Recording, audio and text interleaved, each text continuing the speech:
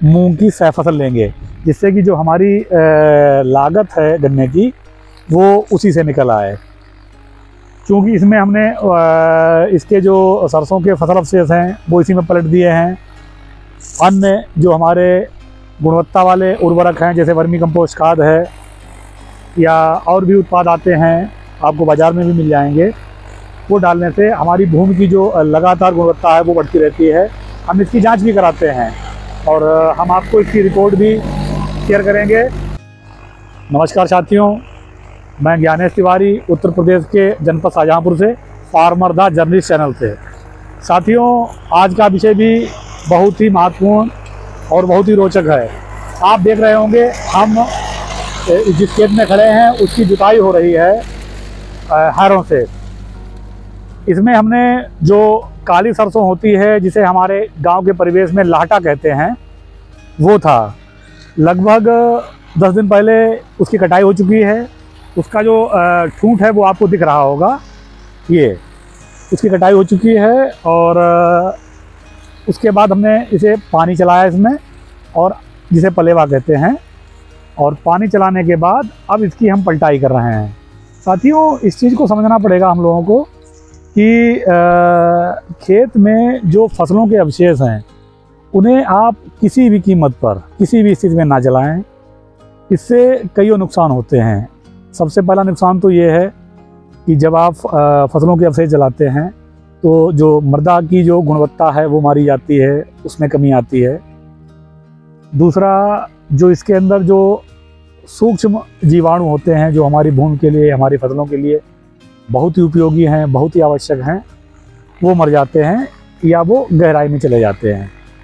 तो इन सब चीज़ों के लिए फसलों को जब हम खेत में ही पलटाई कर देते हैं तो वो सड़ के उस फसल के जो अवशेष हैं उसके अंदर अपने अपने अलग अलग तत्व होते हैं और वो खुद डिकम्पोज होके आपकी भूमि की उर्वरा शक्ति बढ़ाते हैं। तो साथियों, हम आपसे ये निवेदन करेंगे कि फसल किसी का भी हो, धान का, पराली हो, गेहूं के बचे हुए अवशेष हों, गन्ने की जो पाती होती है, ये सरसों का हो, इस तरीके के मसूर है, मूंग है, उड़द है, इन सभी के जो अवशेष हैं उसमें बहुत ही भूमि के लिए गुणवत्ता होती है।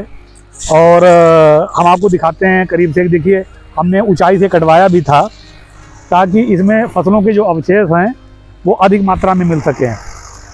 खेत बहुत अच्छा बन रहा है। पहली जुताई में हम इसकी 2 बार अभी जुताई करेंगे और अभी 2 बार जुताई करने के बाद हम इसकी जो इलेक्ट्रॉनिक लेवलिंग जो यंत्र आता है जिसे कंप्यूटर करा हमारे यहाँ बोलते हैं, उससे हम बराबर करवाएंगे। और बराबर करवाने के बाद फिर हम इसमें अपनी जो हमारे फार्म की वर्मी कंपोस्ट खाद है वो डालेंगे। डालने के बाद जब खेत पूरा तैयार हो जाएगा उसके बाद हम इसमें ट्रेंच विथ से जो हमने नर्सरी डाल रखी है गन्ने की वो तैयार हो चुकी है। लगभग 30-32 दिनों की हो चुकी है और 35 दिनों तक नर्सरी का अगर आपने पौध डाल रखी है तो उसका प्लांटेशन हो भी जाना चाहिए। तो उसे हम इसमें रोपित करेंगे और उसके बाद साथ में हम जो है मूंग की सह फसल लेंगे, जिससे कि जो हमारी लागत है गन्ने की वो उसी से निकल आए। क्योंकि इसमें हमने इसके जो सरसों के फसल अवशेष हैं वो इसी में पलट दिए हैं। अन्य जो हमारे गुणवत्ता वाले उर्वरक हैं जैसे वर्मी कंपोस्ट खाद है या और भी उत्पाद आते हैं, आपको बाज़ार में भी मिल जाएंगे, वो डालने से हमारी भूमि की जो लगातार गुणवत्ता है वो बढ़ती रहती है।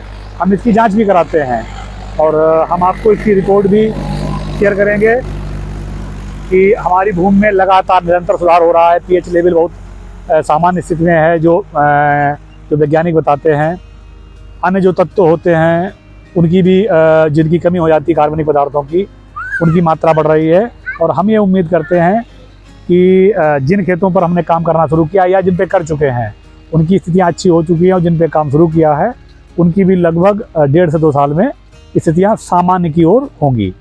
जब खेत में स्वतः ही सभी तत्व मौजूद होंगे, पूर्ण रूप से पोषण फसल को मिलेगा, तो आपको लागत भी कम लगानी पड़ेगी, जिससे आपकी आर्थिक लाभ इसमें बचत होगी और आप जो है जो काश्तकार की एक कमाई के लिए कहा जाता है कि नहीं, उनकी लागत बहुत होती है, तो उसमें भी आप एक सुधार कर सकते हैं।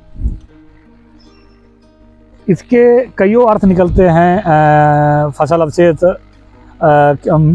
भूमि में मिलाने से, कि आप जब भी मिलाएंगे, जैसे ढैंचा को भी मिलाते हम लोग हैं, तो उससे हरी खाद की पूर्ति होती है।